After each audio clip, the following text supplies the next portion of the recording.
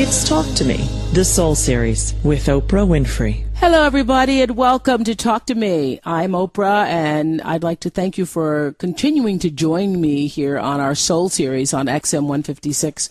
One of my favorite things to talk about in life is how we got to be who we are, manifested in this body, and the higher consciousness that has led us to this place.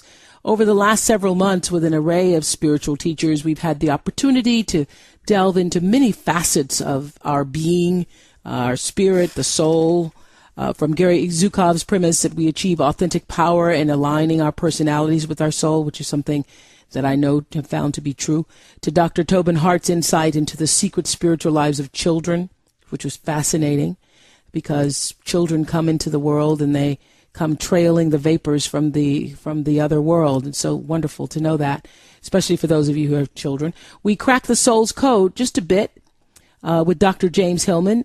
We interpreted the law of attraction with Esther Hicks and Michael Ozier, and with Susan Chernak McElroy. We embraced the deep soul connection that we all share with our animal companions. Those are just some of the people we've been talking to over the past several weeks in our soul series.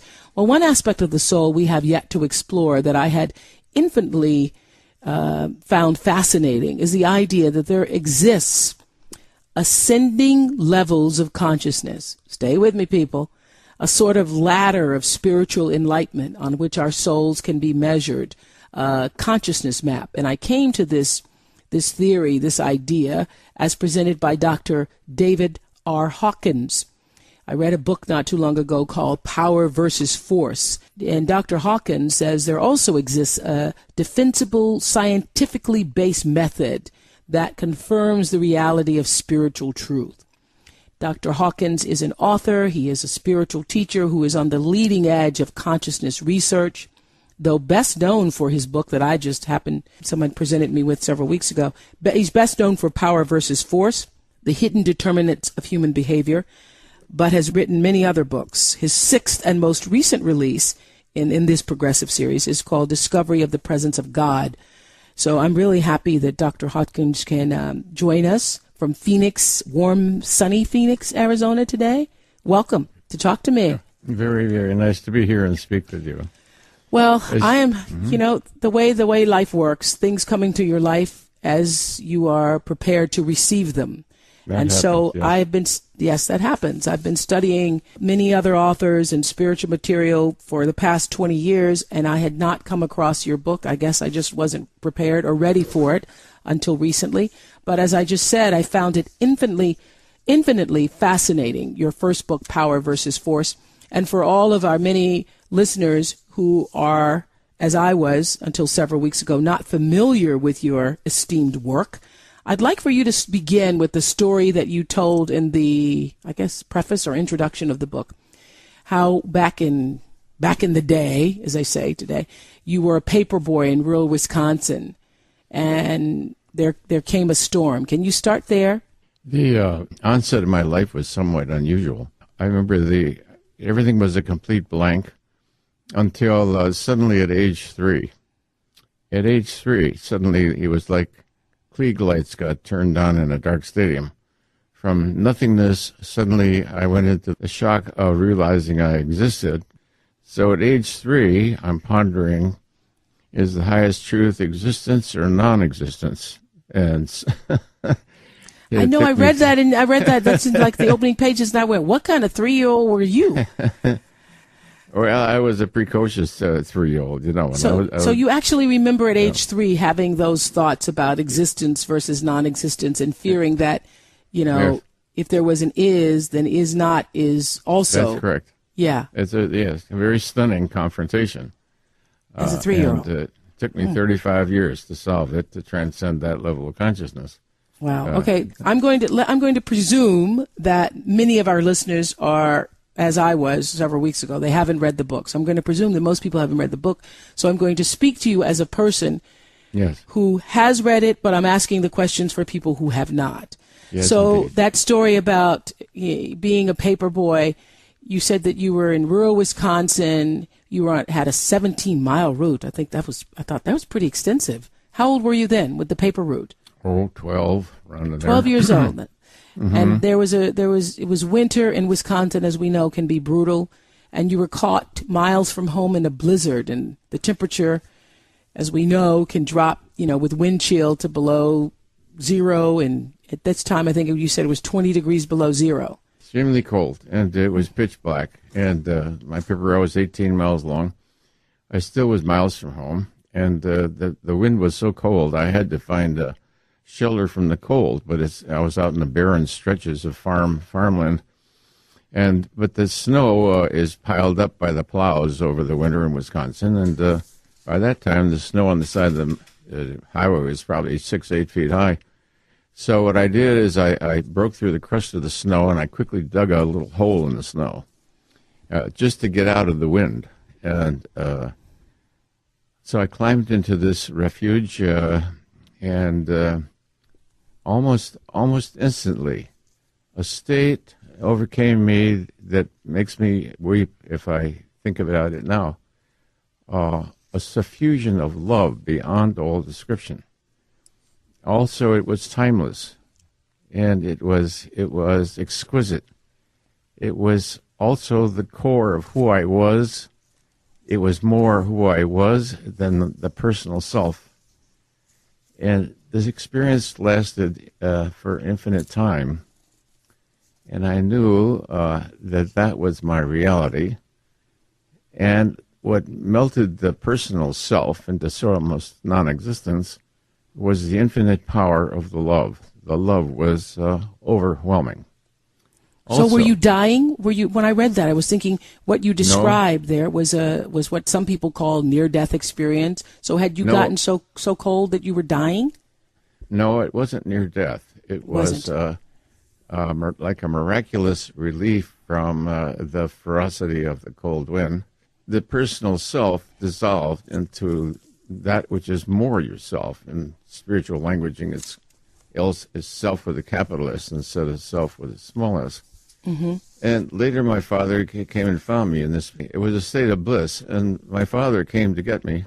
Also, I realized I did not have to come, reactivate the body or reactivate human life. You're free to leave, and that's happened to me many times. Even now, you could leave anytime you like. But my father came and found me finally, and he shook my leg. And at that moment, I had to decide, would I reown this life, reactivate this body? And I knew if I allowed myself to leave the body, he would think I had died and spend his life in grief. I couldn't do that to my father. Yeah, you say in the book that there was a great reluctance to return to your body and all that entailed, but because you love your father dearly and because of you could feel his anguish or see his anguish. He would have felt that he had left me and that I had died because he believed in death. Well, in that state, you realize that death is not a possibility, but to the person in a mortal body, they presume there is such a thing. So I reactivated the body and did it for his sake, and it then came back. Yes, I came back to. For lack of a better expression, you came back. Yes. What do you attribute to this happening? I asked you earlier about, was it because you described that it was so cold and icy that the wind had ripped the newspapers and that your clothes were frozen stiff? And so I was thinking that it was because you'd gotten so cold, and I've heard people talk about freezing to death where there's this warm feeling that comes over you. But you're saying it wasn't near death. You're saying it wasn't that. It wasn't near death. And so what do you attribute this feeling to? I think some kind of a karmic spiritual destiny because other profound states came on uncalled for, not in stressful situations, in fact, in non-stressful situations that were as extreme, in fact, even more extreme, finally to the degree that I really left my life in the East, which was a very successful life, and moved out to the country where I could spend some years meditating and getting used to this altered, different state of consciousness. I'm talking to Dr. David Hawkins about his book, Power versus Force, and he was just explaining to us, those of you who are just joining us here on XM 156, the experience he had as a young boy I don't know, would you call it out of body or really in inner body experience? It wasn't out of body, because I have later had out of body experiences. They're quite different. No, this was an altered suffusion in which the small self disappeared into the large self, and the sense of personal self disappeared. And that happened even more so later in life. The prior sense of a personal self is never returned. Right now, I'm the witness of what is being said, but I'm not the author of it. So is the larger self the soul? Classically, the small self is the ego self, right, with a narcissistic core, and the large self is the spirit, the soul. Soul, yes. Yeah?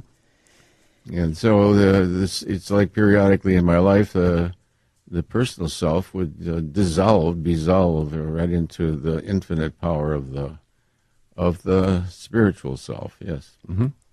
Okay, so you never discussed that experience with anybody as a boy, because you say there was no context in which to even talk about it. But after this experience, though, I understand from what I'm reading in Power versus Force, after this experience, this altered state experience that you had in the snow, after this blissful state, you describe in the book that you had gone to the depths of hell and then experienced a level of consciousness also indescribable in its bliss. You felt the presence of God, or what you called at the time in the book, the presence, this loving presence. I remember you saying that you were in love with everyone. Oh, yes. I still am. Okay. Well, years, it took me years to learn how to handle it, because to even interact with anybody who was loving, I would break out in tears. And really? This is common in certain spiritual groups. There's a period you go through where anything beautiful and love makes you cry. I mean, just speaking to you, because your energy is so loving. And I could feel that same tearfulness beginning to emerge, Oh, thank you. I would look at thank you for saying in an that. airport. One would look at the other. You could see the tender love, and I would cry. Well, I know. I remember reading in Power versus Force the line where you said, "As I looked at each person, myself shone forth from their eyes," and I wondered, how did I get into all these bodies? One self, one God. Divinity is described as transcendent. That's out there elsewhere in time and place. God is immanent. In other words, the very core and source of one's existence and beingness is life, and God is the core of life, and life as we know it is the manifestation of divinity. Well, knowing what you know, does it frustrate you that wars are still being fought in the name of religion, and people fighting over who they claim God to be and what they claim God to be? Is that frustrating to you? No, because I see the nature of human consciousness and the purpose of our life here. This is the world of maximum opportunity, of maximum gain of positive karma and undoing of negative karma. That's old-fashioned terminology, let's say, coming from Buddhism. But to undo the negative and to achieve the positive. So this is the world. That's what this world is for, as you see it? Yes, this world, by many years of research, and we demonstrate this very often at lectures, is perfect as it is. If its purpose, then, is the evolution of your soul, then it's perfect. Because how could you perfect your soul if you couldn't get a chance to say no to evil and say yes to good and goodness and love? One of the things that I love that you say is... for it's only the illusion of individuality that is the origin of all suffering. When one realizes that one is the universe, complete and at one with all that is, forever without end, then no further suffering is possible. Well, the question is, how do we all begin to realize that? In recent weeks we've just been talking about people just trying to understand that they have some control over their realities by the way they think about their lives and how, you believe that, right? Well, you can't transcend the world till you master it.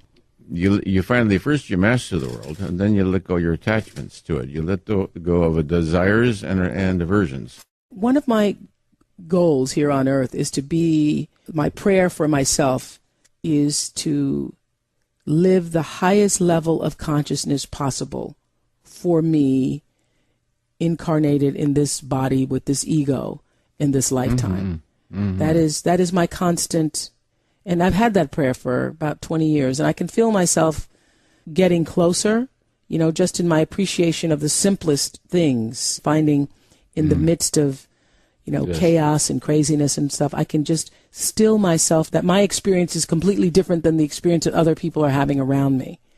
So that means I'm getting closer, right? You're striving for unconditional love. And Yes. of course, it's that love you radiate out to the world. And that's why the world loves you. Well, you say that in Power versus Force, you say that the commonplace and God are not distinct, that to live with care and kindness is all that is necessary. The rest reveals itself in due time. Willing to be loving towards all of life and all of its expressions transforms everybody, not only your own life, but everyone around you. And it's an interesting experiment is when you go to a store or you buy a newspaper, whatever you do, you just smile lovingly at the person and see how beautiful they are as a person, and say thank you. Well, when you say thank you to clerks like that, a lot of them will drop their teeth. They just look at you like, huh? I mean, nobody sends them love and tells them thank you with intense gratitude, really. And they look at you with shock and surprise. Yeah. So you can see that it's not what you do in the world, it's what you have become. So what you have become begins to influence all of life around you. And people look forward to if you're a regular customer there, that newsstand, that guy will start to light up the minute he sees you coming down the street. It's just an amazing transformative effect that we have on others. So I encourage people to strive on this earthly plane for unconditional lovingness, unconditional love, everyone at all Specifically, times. you say people wonder, how does one reach the state of awareness that you spoke of, long extended states of bliss that you had where you weren't even able to function in the real world sometimes. That's right. And I was like, as I'm reading that, I'm thinking, I want some of that, whatever that is. I want some long extended states of bliss. That's what I would like. You get blissed out.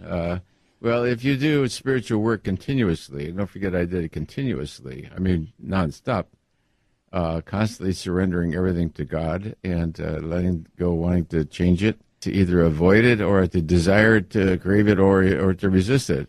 So eventually what happens is rather profound spiritual states. You read about them in the book, that's one thing. But they begin to spontaneously occur, and they can pretty much take you out of the world. I mean, the infinite peace. It's beyond joy and ecstasy. I was into joy. I was into ecstasy. And everything has to be surrendered to God. That's a drug also, so you have to clarify. You were into ecstasy in the purest sense, not the drug. Yeah, it was an emotion of a joy. Because you've never taken drugs? Have you never taken drugs? No, that had nothing to do with that. Okay, because some of the things you described sounded like a drug trip. I was thinking, well, I wonder what that was he was on. Well, but that's nothing. why now you've got the secret of why drugs are happy. Hardly anybody knows why drugs are addicting, but I know. Why? It's because the levels of consciousness at the highest are joy and ecstasy. What a drug does is sedate the lower levels of consciousness, the ordinary anxiety, fear, guilt. And the drug sedates the lower levels of consciousness and allows you to experience the reality of what you truthfully are. Yeah. And that is infinite joy and peace and existence. So then the person, because they're naive, thinks, it's the drug that did that. It is not the drug that did that. It's the drug that blotted out what was drowning it out, and now you experience the reality of who you really are. Now the thing is, how can you reach that state without the drugs? By letting go of the lower levels of consciousness, hate, guilt, fear, shame, avarice, all those things, you see. How do we do that? How do we do that? Yeah. So this is great now. We can just stay focused here. Yeah, that spiritual work, that heightened state of awareness that you're talking about. And you say that you share your own experiences with us in the book, and note that few follow the steps because they're so simple. First, you say we have to have the intense desire to reach that state. Yes, and then, that may be inborn. That may be inborn. That drive to know God, to reach a divine state, could be inborn, Okay, so you're saying for you, I'm thinking it might have been inborn for you if you're looking at your consciousness at 3 years old and are aware that Yes. that's what you're looking at. Yes, I was aware of that, yes. Okay. The first thing is to have intense desire and then a discipline to act with constant and universal forgiveness and gentleness without exception, you say. The discipline once you- to act with constant and universal forgiveness and gentleness without exception. That's it. To love everything as it is. Without One wanting has to be change it. compassionate toward everything, including one's own self and thoughts. So That's not true. wanting a thing to be different, not wanting things to be different? That's true. Really? That's true. And You next, see, then your view of the world transforms. So you say, I can remember walking down an alley in New York City that everybody would consider ugly. Bums there and rats and busted up garbage cans. But in a beatific state, it looked almost to me like an impressionistic painting. Here was this adorable old trash can, and here was this cute little rat running all over, and this old man stumbling down the stairs, and it was like stunning beauty and perfection. And I saw the perfection of all that exists, and that the reason we can't see it is man projects onto everything is judgmental perception. If you remove your perception, you'll see that everything that exists is absolutely perfect. One of the easiest places to see this is nature. So you say, well, there's weeds and those are flowers. But when you reach a certain state of stop trying to change the world, you look at the weed and you suddenly see a weed as a stunning piece of sculpture. You just grab the nearest piece of weed out in the garden and look at it. It's stunning perfection. It's sculpture. No human could do that in that delicate perfection. Yeah, you see the perfection and beauty of all that shines forth. Yes, and it's our perception of it. I got that. It's our perception of it and what we have told ourselves that a weed represents that makes us feel that a weed is less beautiful than a blooming flower. So that's the difference between perception and essence. In other words, perception is what you project onto the world, and essence is what it really is. And of course, Socrates made that distinction and said, every man pursues only the good. It's just that he doesn't know what the real good is. Well, yes, you should know, since Socrates and Plato were your playmates. They were Yes. my playmates. What awakening do you think, or is there an awakening that is to occur from tragic episodes? In my view of it, mankind as a race is evolutionary. Right. And that his consciousness is evolving over the centuries. So he Where are we goes now? up and he goes down. Where are we now? And don't forget, man has been at war 97% of recorded time. 97% of time. So 3% of the time he was probably too sick or too poor. I don't know. But anyway, finally, 97% of recorded time on Earth? 97% of the time. Look, the wars, the barbarians went on for centuries. You know, the East and the West were at war for well over 1,000 years. You know, the wars have been going over thousands of years. It's very, very rare for there to be no war anywhere in the world. And probably only happens during the plague. Everybody's too sick. Mm-hmm. So, man. I'm just taking all this in. I can't refute it because I don't have any stats to refute it. No, well, man, inherits the ego. You might say is his animal nature that he spiritually evolves and transcends. And if you think of it karmically, you know, those who deny the reality and truth of Almighty God are denied the fruits. Is everything happening for a reason here on Earth? Do you believe?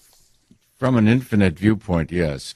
It has to do with options and choices and propensity for choices, and it also has to do with quantum mechanics. It has to do with called the Zeno effect. Mm-hmm. The more often you the more often you choose a certain alternate, the more likely you are to choose that again. And by intention, consciousness affects the phenomena in the world. A scientific experiment cannot be done twice because the fact that you're observing it has already changed the outcome. So our intention for ourselves and others in the world affects the world. So your concern for them and my concern for them, all of our concern for them, alters the world, yes? Mm-hmm. You say be passionate for God, not for belief systems. Yes. Yes, people make an ism out of everything. You can't mention our world is so politicized. You can't mention anything in this world that somebody doesn't have a political label on it. Either left or right or something, some kind of a miserable thing. Yeah. Yeah. So be passionate for God, not for belief systems. You say. So because the world gets so contentious, and the book I'm working on now is called Spiritual Reality in Modern Man. The dilemma: how can man discern truth when the media and the press, everything presents a edited selection of what's going on out there, in a slanted view.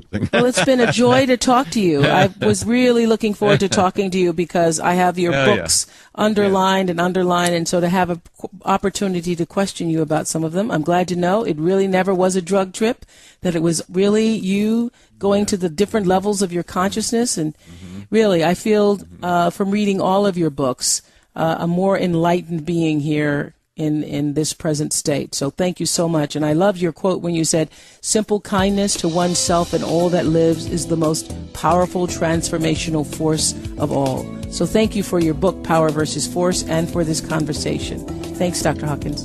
Thank you for your service to this world. Thank you. Thank you. All right, more Soul Series next week on XM 156. Keep on talking to me.